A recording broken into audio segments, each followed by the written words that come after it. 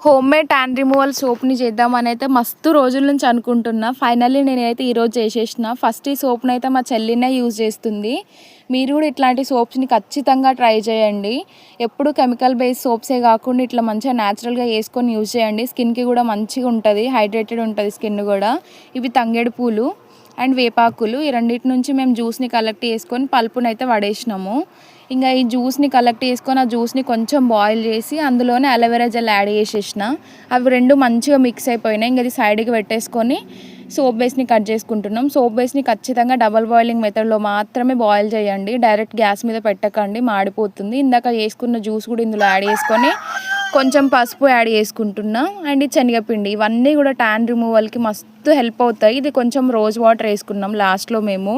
మచ్చలకి, పింపుల్స్కి, కొంచెం skin whitening అవ్వడానికి మస్తు హెల్ప్ అవుతున్నాయి. మీరు కూడా ఖచ్చితంగా ఇట్లాంటి సోప్స్ని ట్రై చేయండి. ఈ సోప్ బేస్ని ఇంకా ఈ మౌల్డ్ని నేనైతే మీషోలోంచి తీసుకున్నా. మీకు కావాలంటే నేను లింక్ ప్రొవైడ్ చేస్తాను. ఇంకా ఇలాంటి మోర్ ట్యాన్ రిమూవల్ సోప్స్ కోసం ప్లీజ్ డూ సబ్స్క్రైబ్.